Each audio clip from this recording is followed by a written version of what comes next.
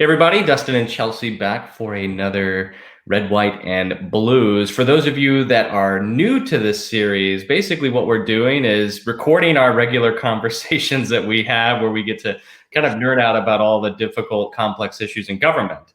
The one kicker is it's 15 minutes. So we limit ourselves to 15 minutes. And really, this is a platform to have a conversation about the conversations that need to take place, to really dive into some of these issues. We don't have all the answers, but we know that dialogue is important to starting that. And so we're glad you're along with us for the ride. We hope that you'll suggest some topics for us to tackle as well. And, as we get going, we'd love to also include your perspectives and your thoughts in the market on what you're seeing and how you're tackling some of these things. So today we're talking a little bit about one of those topics that is kind of difficult to talk about at times, and that's really around kind of the inequality in some of our social services and just how they've been designed. And this was a really interesting article that was on GovTech, written by Robert Phillips, who's the CEO of Illumina, and that's essentially a nonprofit in Oakland. And basically, there's some perspectives in here just around kind of the social services that we have in state and local government, and just how they're designed actually, not really for people. They're designed for government. They're designed for, traditional processes that have existed. And so this one really caught our attention. We kind of wanted to spend some time breaking it down for you. So Chelsea, why was this on your radar? Yeah, well, I think this is such a wonderful example about how very well-intentioned people, public servants who are using limited resources and whatever, kind of infrastructure they have to deliver services to our city's most vulnerable populations.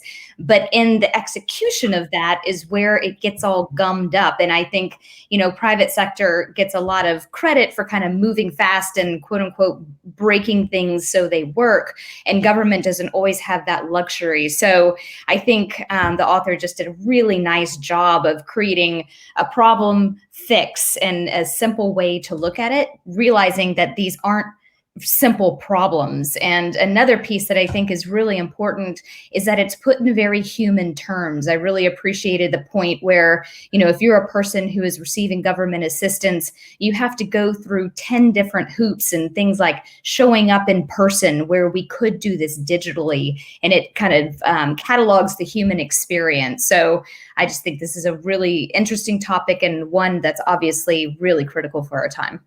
Absolutely. So why don't we spend some time breaking down some of the recommendations from the author of this piece, and we'll talk a little bit about our perspectives on it. So the first one that was kind of flagged here was just around the fact that, some of the primary experiences in government, whether it's applications, forms, websites, notices for anything, not just social services, isn't translated into the primary language of individuals. And this is a big one.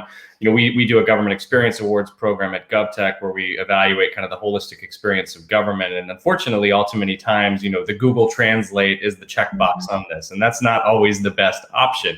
Yeah. For those of you that are in small jurisdictions, that may be the only option that you have, and we totally get that. But, really, you have to optimize language for these things natively. And as you've heard, like with Siri, when you ask requests in our own language, it's very hard for technology to sometimes understand and, repeat back kind of what we're looking for. So imagine that, applied to not just technology translating something, but doing it in a different language. It just gets a little complex. So I think this is really where, I love the user testing kind of fix of this and kind of getting into actually taking someone and saying, hey, do you understand this process? Does it make sense to you? Is it intuitive for you? Any thoughts on this one, Chelsea? Yeah, and I think you're exactly right. I think there's been a movement, if that's the right word, around government services to do this kind of user testing and UI interfaces. And there have been all sorts of different, agencies that pop up to make this easier for the public sector. And this is just, I think, one of the easiest fixes and one that could be the most high impact. Yeah, and I think, kind of one of the key themes that you'll see in all of these recommendations is they're very human-centric. And, you look at how government services are designed, and oftentimes, even the public servants that are in place today, they didn't design the services. They may have modernized them and put them online. It may be, kind of a form that you can now fill out on your computer. Yeah. We haven't actually questioned whether or not it's the right path, whether or not it's the right approach, and whether or not it's really geared towards, the user that is going to be filling that out. And I think that's where it's been encouraging to see, cities like Miami and others that are really focused on human-centered design and bringing in some of that perspective. So this is, one example from a language standpoint.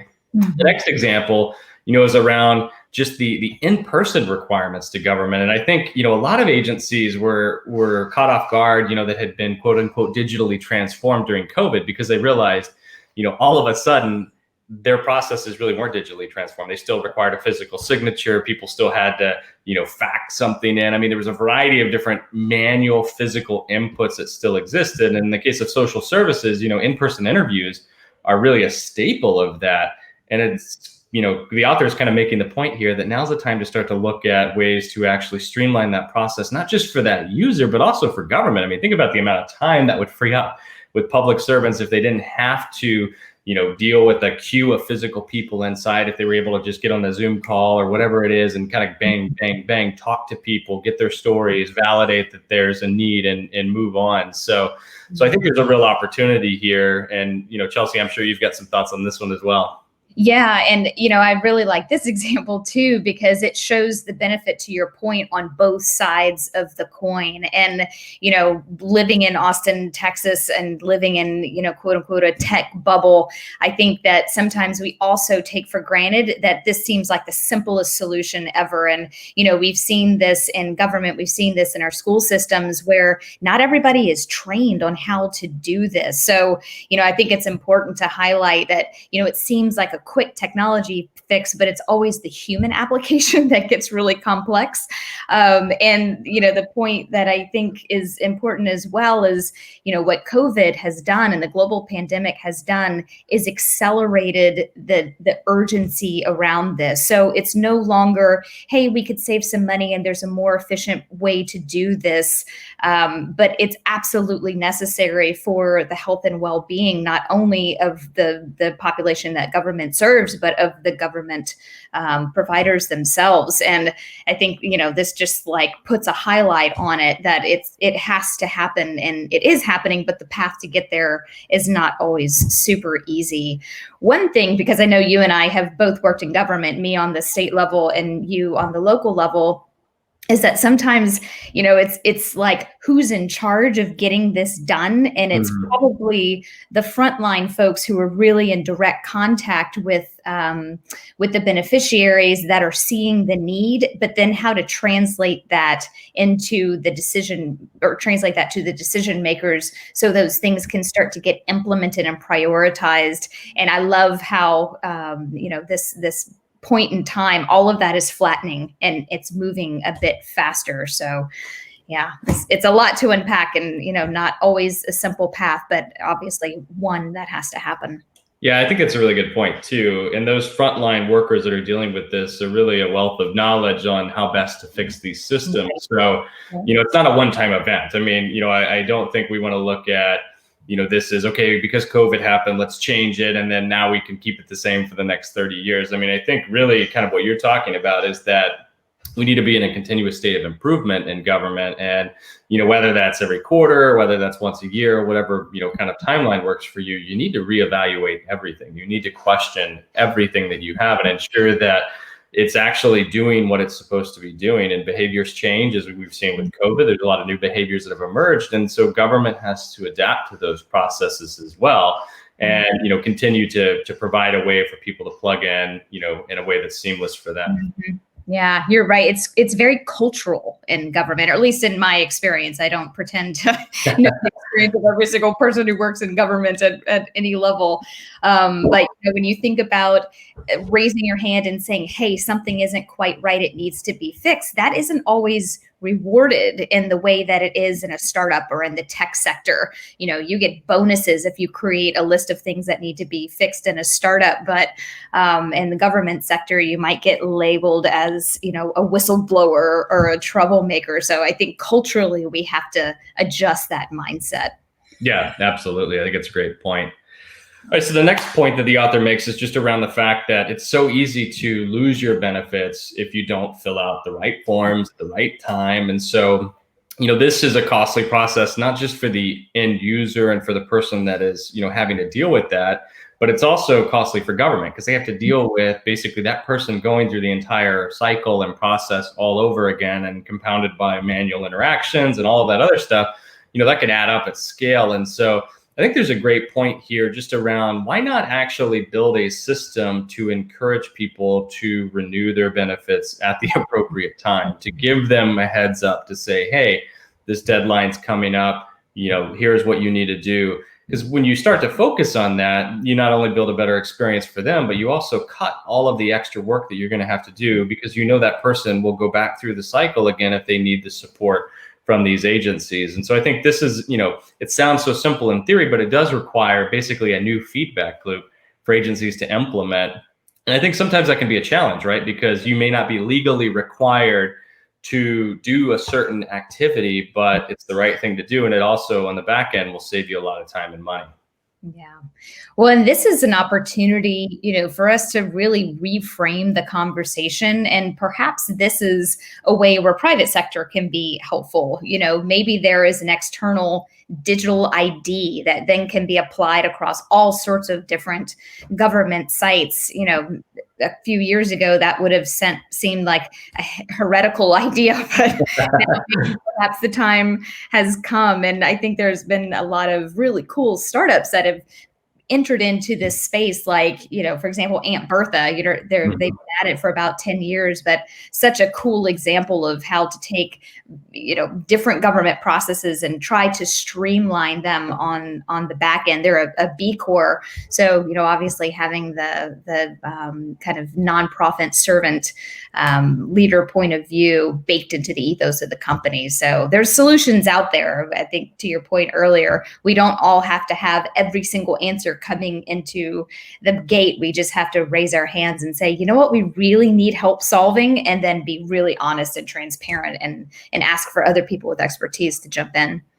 Yeah, I think that's a great point. I mean, the future of government innovation isn't about solving fluffy problems or things that are easy or low-hanging fruit. It's about solving these complex challenges, and they're unfortunately going to increase. But I think there's a whole new class of public servants and people that have been in government for a while that can leverage that expertise to really tackle some of these problems. I mean, the next one that was identified kind of, echoes what you were just talking about, which is that, when you think about all of these social services, everyone has its own process, has its own application, has its own website, its own set of forms, its own interviews, its own pull-in number and wait in line.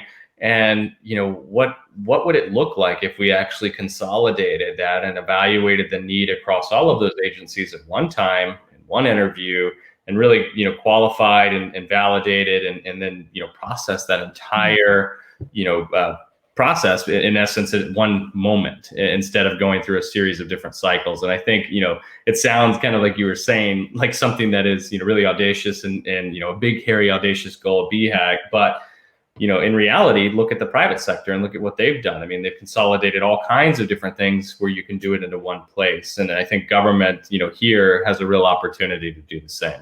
Yeah, completely. Yes to all of that. We just need a simple kind of like easy button on that one. But yeah, magic one. Simple. All right. And then the last problem that was identified was just around, kind of the services themselves need to be adapted that are provided. So, WIC is a program that many people are familiar with for pregnant women and women with newborns. It in essence allows these women to have access to food and critical food for their children. And part of the challenge, especially in the COVID era, is that you can't actually use that benefit online. So these women, that, are most vulnerable and have young children have to go into a physical place in order to still continue to use that benefit. And it hasn't been adapted to what we're all doing, right? Where we're ordering groceries and we're having them delivered to our house and all of those other things. And so I think even on the service delivery side, right, we've talked a lot at length about kind of the upfront process and the opportunity to consolidate, but we also have to evaluate the actual service delivery and ensure that it's equitable and that it's actually relevant to the behaviors that we're in and the constraints, like in this COVID era, that we have from a delivery standpoint.